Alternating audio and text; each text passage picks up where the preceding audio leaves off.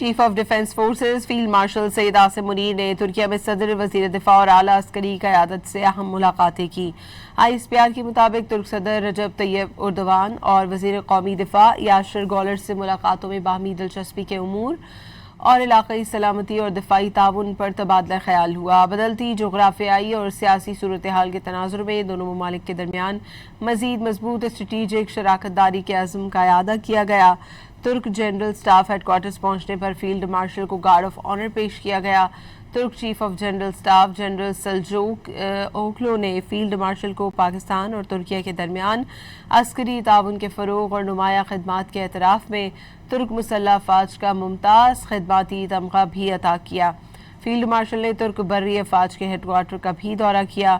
Field marshal Syed Asim Munir نے ترکیہ کے بانی مصطفیٰ کمال اتا ترک کے مزار پر حاضری دی، پھولوں کی چادر چڑھائی اور انہیں خراج عقیدت بھی پیش کیا۔